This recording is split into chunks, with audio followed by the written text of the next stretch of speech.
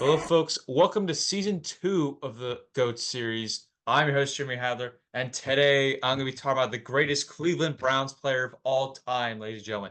All time. With special guest, Mr. Zachary Brazick, who has been on the show before, ladies and gentlemen. Thank you, everyone. Yes, been here before, but this is a special episode. If you couldn't tell, the flag, got the Hall of Fame shirt. Big Browns guy, have been my whole life. Y'all know that if you're a real fan of the channel already. hmm Definitely. Well, let me go over the rules like I always do here on this channel here for the GOAT series. We choose 5 candidates who we think is the greatest Browns player of all time up in franchise history up to this point. Then we choose honorable mentions, but the guest gets to choose honorable mentions. However, I've allowed it and I will allow it for future episodes. Whenever I have guests on, they can have multiple honorable mentions, and Zach has multiple, so it'll be very spicy for that, ladies and gentlemen. And the criteria we always look for the candidates is the accomplishments, the tenure for the team, how they play with the team, the stats for the franchise, how are they on and off the field. And at the end of the episode, we choose our ultimate GOAT for the Cleveland Browns in this episode. But before we start, make sure to leave a like on this video and subscribe to the channel if you're not done so already. We're at 350. We appreciate getting more subs out here. And now we started with Mr. The Guest, the greatest Browns fan I know, the biggest one I know, Mr. Zachary Basic. Start off with your honorable mention, sir.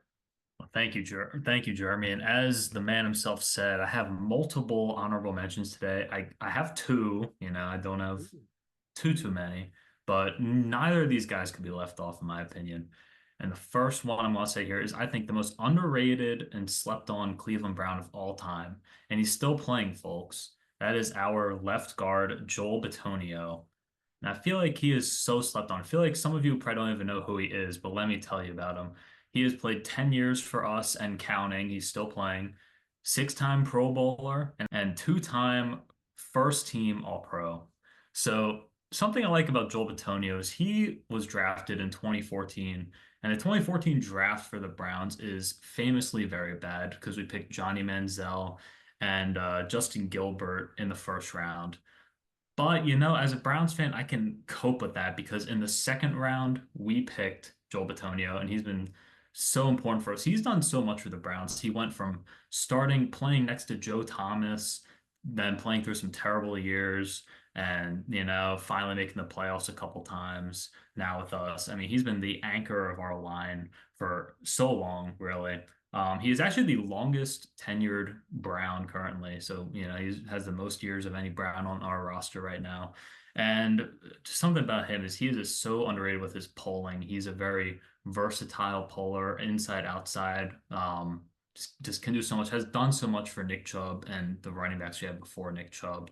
And one thing I'm very passionate about, and I will argue this one with people, is the Browns have the best guards in the NFL and have had for a while. Whoa. Because I watch all of it and they do so much. The Kevin Stefanski scheme does not work without his guards. He uses them in every way. And Joel Bitonio, as well as Wyatt Teller, our right guard, are both awesome. This is rumored to be his last year because he got hurt in the playoff game last year. So let's hope we can have a good year for him this year. And yeah, Joel Bitonio. I don't know if Jeremy has anything to add. No, fantastic player. You said it right then there. Absolutely fantastic player. Hopefully he does not retire. That would be very shame. But yeah, great player. He's always one of the best, especially when I look at the offensive line players. He's one of the best guards I've seen in a bit, and he's like right up there for me of like best guard in the league. Yes, thank you, Jeremy. Very true. Moving on to my second honorable mention. This one will not be as long because every single person knows this watching.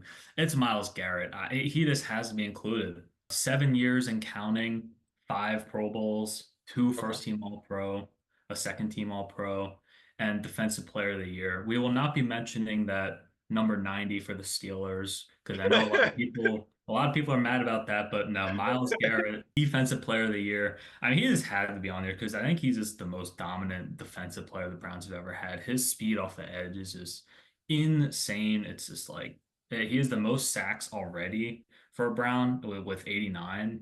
That, I mean, by the time he's done, that could be like an almost unbeatable team record.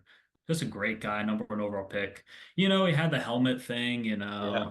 people debate the TJ Watt all the time. I know, but I mean, us Browns fans enjoy him, and that's all he cares about, as well as dinosaurs. He loves dinosaurs. I mean, he's a fantastic player. I don't know if I agree with him of him winning the defensive player of the year from last year. That's just me. That's just He me. was he was also hurt half of last year. He couldn't lift his arm above Okay. there. Still, Just to be honest. I'm just saying for that. Then of course Mason Rudolph.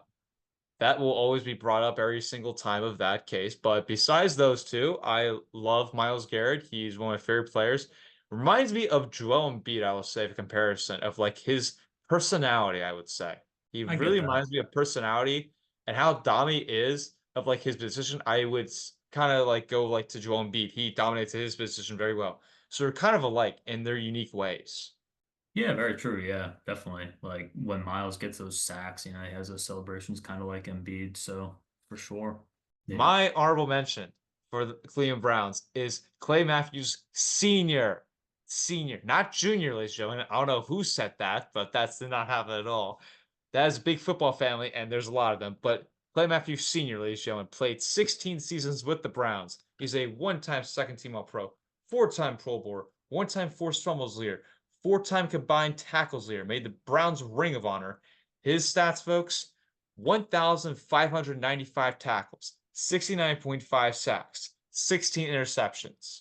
I would like to give the floor to Zach. I think he's pretty fantastic, but you know more about him, Zach, so I leave the floor to you. Oh, thank you. Well, I mean, Clay Matthews Sr., you got the Packers connection as well. So got to give yourself some credit. Truly a great family of football. And Clay Matthews Sr. was that leader of the Browns defense when they had a good little run in the late 1980s. They always matched up against John Elway in the playoffs. He was the best defender on those teams. And just a tackle machine. I mean, a guy that people love to have on their team can get tackles, can get sacked, some clutch interceptions. Great guy to call the plays. I mean, he led the league in combined tackles like four times. Just wild. I mean, I obviously didn't get to watch a ton of him, but all the games I watch, he is all over the field, and that's what you want from a middle linebacker. He really stood out to me as like a leader. That's what I could say the best because I really liked his game, like as you're mentioning it, but his leadership it did stand out to me, and I think that has to be considered for honorable mention, at least for me. Oh, for sure, yeah. And something I like to add is there are no more defensive players now on the list, which is kind of weird. The top five is all offense, which is pretty unusual.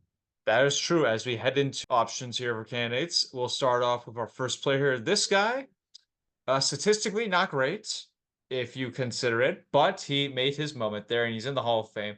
That is Lou Groza. Lou Groza played 14 seasons with the Browns and nicknamed the Toe, ladies and gentlemen, the Toe.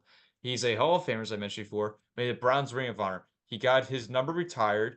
He's a four-time NFL champion, four-time first team All Pro, two-time second team All Pro, nine-time Pro Bowler, one-time NFL scoring leader. Now the statistics, ladies and gentlemen, which it's a bit skewed, and that's how it was back in the day. If you really look at it with quarterbacks and kickers, really, field goals made 264, attempts for field goals 481. That was a percentage of 54.9. Not great. At least it was above 50, so he made at least a little bit more than 50% of the shots there. His longest field goal was 53. Extra points he was pretty good at. He made 810. He attempted 833. So pretty good for extra points. Could be a bit better field goal percentage. I would say that. Zach, what do you think about him? Yeah, I mean, Lou the Togrosa. I mean, obviously, this isn't the guy I know the most about, but the kicker stats aren't amazing. But he was mostly known as being an offensive lineman. Actually, he was one of those two position players. I don't know what he played. I think left tackle or left guard, but Mhm. really just good bully ball player. Took advantage of the harder, like you could play a lot harder back then, and Lou Groza definitely did that as a tackle.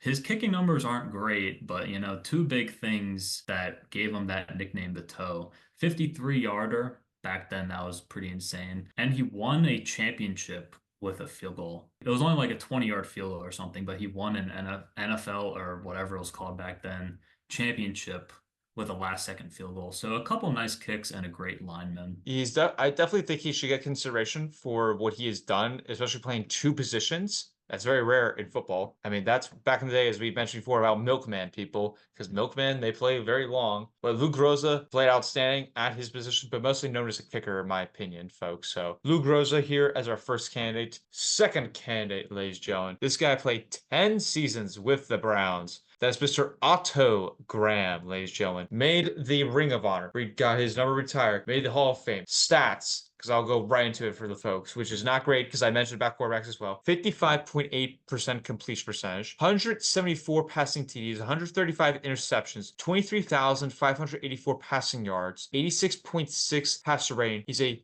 three-time NFL champion. And also, Zach, he won 3 MVPs. 3. That has to get up there. 4-time first team All-Pro, 2 second team All-Pro, 5-time Pro Bowler, 2-time passing yards leader, 1-time passing TDs leader, 2-time passer rating leader, 3-time completion percentage leader. Okay, 55% completion percentage is not great, but when you lead the league 3 times, like, come on, that's outstanding. I leave the floor to you, sir. We got him. Yeah, Graham, he is the best quarterback in Browns history, and lots of people make fun of us for that because his pictures are all black and white, whatever.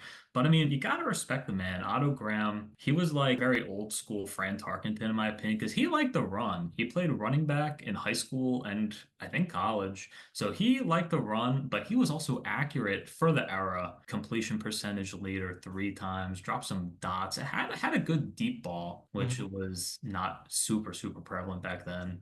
Got the Browns their first few championships. Played for the Browns in their first season, 1946. So like a lot of good things going for Otto Graham, and his number will forever be retired, number 14, and the best QB in Browns history. I hope that changes one day. I hope we get someone better one day, but he is a legend. Maybe it might be Deshaun Watson, Zach. Oh, we will see about that.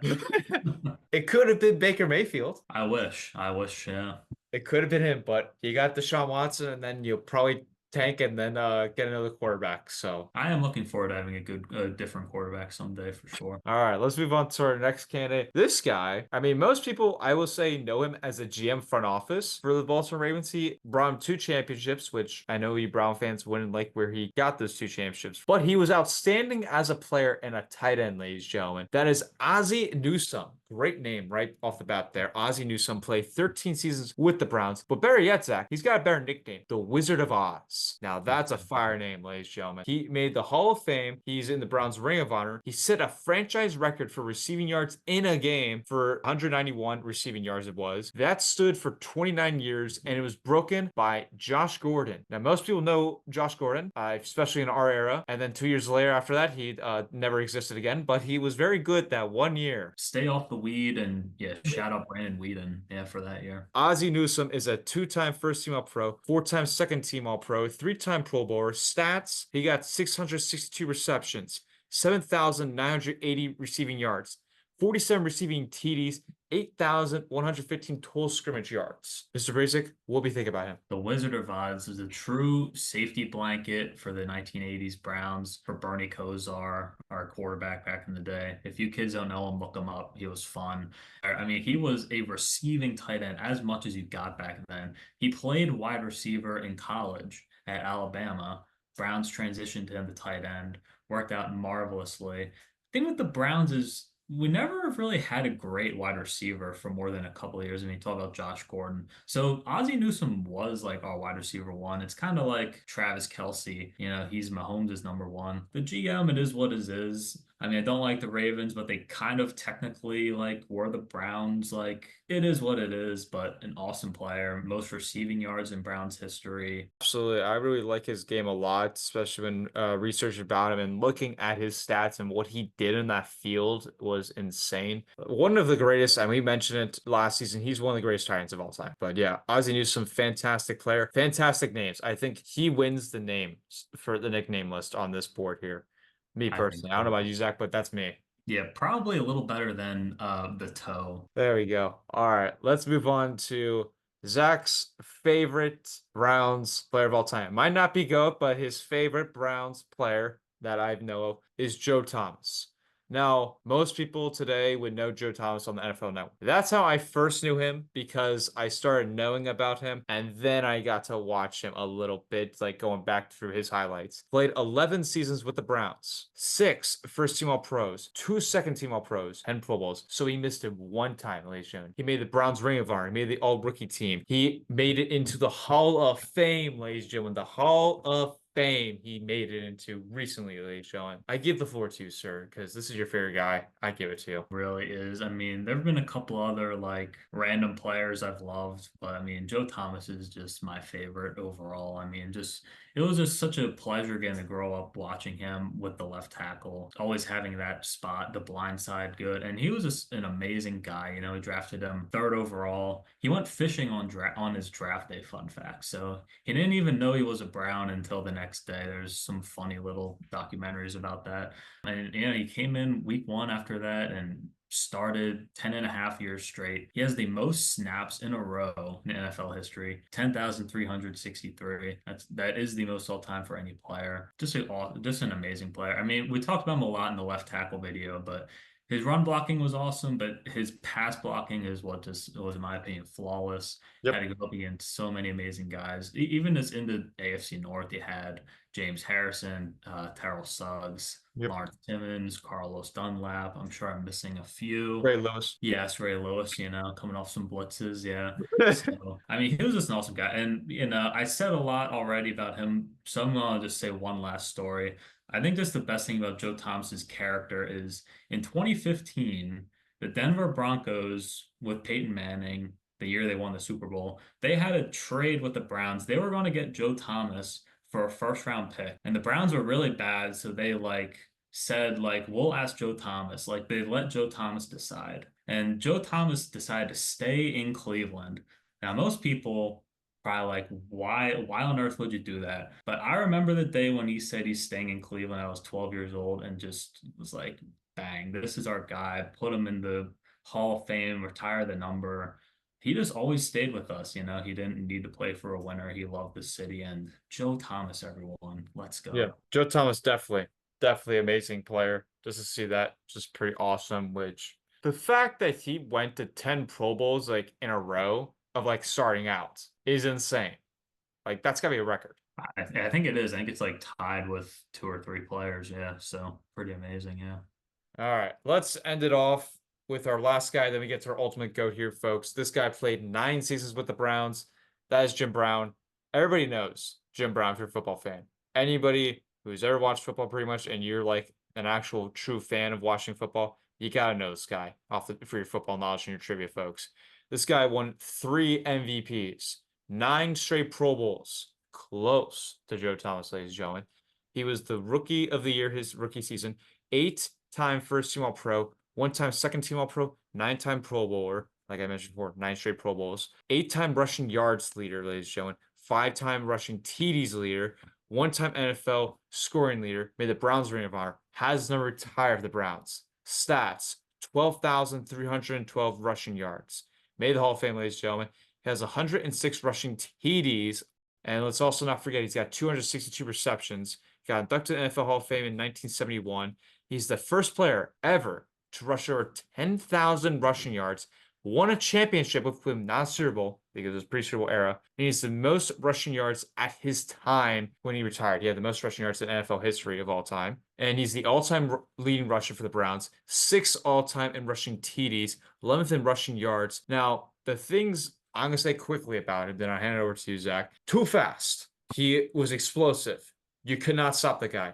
And he was great in movies. He was a great actor. Should have won an Oscar. Very true. Yeah. I mean, Jim Brown, aka Jimmy Brown in Cleveland, people call him that. Just an amazing player. Like you said, so fast, so powerful. I mean, defenders just exploded off of him. They just could not tackle him. He was just a man among boys out there. I mean, having 12,000 plus yards, so many touchdowns in a short career is just amazing. I mean, his stats look like you played Madden on Baldy. I mean, they're just crazy. I mean, Mm-hmm. and I mean the most iconic Brown, people think the team's named after him. That's actually Paul Brown, but just iconic. The 32. I have a 32 shirt. sadly not on me now, but just a awesome player. Got the Browns their last championship in 1964, and I mean, there's so much to say about him. I mean, you can watch lots of documentaries. Pretty much everyone who loves football has talked about Jim Brown at some point. So, and rest in peace. Yeah, Lost last year, I think. So, yeah, yeah. rest in peace, Jim. Rest in peace for Jim Brown. He was an amazing player, absolutely one of the greatest running backs, and we talked about it last season. And just amazing guy too. Like he was very helpful in the community. He did a lot of things. And the nice thing that I will give credit to him was when the Browns sucked.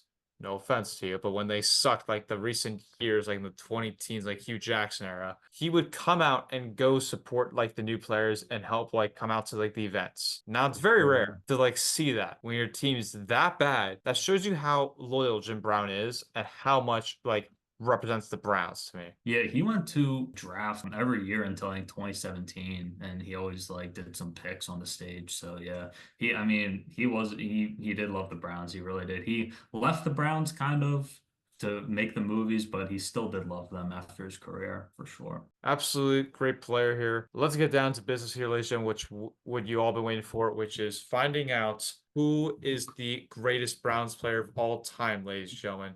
Zach, I give it to you since you're the Browns fan here. So who do you got? Thank you. So, I mean, for me personally, and probably most people, it comes down to two players. You have Jim Brown, and you have Joe Thomas. I mean, you have the OG Jim Brown, the player everyone thinks of. His pictures all over the stadium. Dominant, pretty much one of a kind player, Jim Brown. And then you have Joe Thomas, definition of consistency, just, in my opinion, the best pass blocker of all time. Was with us through our dark days of bad football, like you said. Just a great player. Jim Brown is the most dominant Brown of all time, but I said this with, I think, the Panthers. For me, the GOAT is a lot of like off the field. And Mm-hmm. Jim Brown was awesome and he did support us when he was an old man, but he did kind of leave us to act right before the Super Bowl era, which is a little annoying. And Joe Thomas, like I said, he just shut down a Super Bowl win to stay with us for a couple of years. I remember he cried when the Browns won a game when they went 1-15. He was crying in the locker room when they won their only game. It's just stuff like that. I gotta go Joe Thomas. It's also my age. Jim Brown is the most dominant, but the GOAT, the locker room guy, defines the city of Cleveland to me as Joe Thomas. Yeah. So I mean, I got to watch his whole career. I remember maybe one or two times I was like mad at him, and I remember thousands of amazing times. So I got to give it to Joe. Awesome. So there's your goat there, folks, from Zach, as Joe Thomas is his goat, ladies and gentlemen. My goat, it's coming down to what Zach said, Joe Thomas and Jim Brown. Most dominant, Jim Brown. Most character and most loyal, and me personally, is Joe Thomas. Community, both were the same, in my opinion. They both were very helpful in the community. I badly want to lean towards you, Zach. I badly want to join you for Joe Thomas, but I can't deny of how No, dominant he was. I gotta give it to Jim Brown. I it's just got fair. to because just how again that domination it outduels. Like I'm sorry, it blows out his Joe Thomas's character and loyal. If he put up a little less and was like solid, then I give it to Joe Thomas. But like at the position. And I know you put him as the greatest left tackle blindside. I did not personally because I didn't think he was, but you did. And I know he's up there. So to me, it has to be Jim Brown just because of the domination. I mean, MVPs, yes, like it's usually like an offensive player, but never an offensive lineman award, really. It really isn't. But like, still, I think it's got to be Jim Brown. Me personally, I just got to give it to him. Sorry, Joe Thomas, but I gotta give it to Jim Brown. I'm sorry, guys. It's fair. I mean, I'm happy you at least considered him. It kind of, most dominant is Jim Brown. I just love Joe Thomas, the man, a little too much, but Jim Brown, a beast as well, of course, for sure. Yeah. And one last thing, tackles do not have stats, so it's hard to compare, but both great picks. Yes, definitely great picks, ladies and gentlemen. Definitely great picks. But that'll do it here, ladies and gentlemen. I'd like to give thank you to Zach coming on. Appreciate it. Thank you. This was the most I've thought during one of these videos. That's for sure. It was fun. Mhm. Yes. So this Cleveland is now done, ladies and gentlemen. We did Pittsburgh already. We already did Baltimore already, and Cincinnati. So this was our last AFC North team, and we ended on a great note with Cleveland, ladies and gentlemen. We ended on a great note for them. Yeah. Here we go, brownies. Here we go, as we like to say. Go Brownies, ladies and gentlemen. Go Brownies. But again, folks, next time we have another GOAT series video. Zach might be in it. We'll gotta see what team he was interested in. So we'll see what team I put out next time. But yeah, that'll do it here, folks. That's Rapper Industry. We'll see you next time. Stay tuned for more content, and I will be streaming as I'm already streaming already, folks. Streaming every Monday Night Football game as much as I can. Make sure to leave a like, subscribe on this, and have a great time, folks. See ya.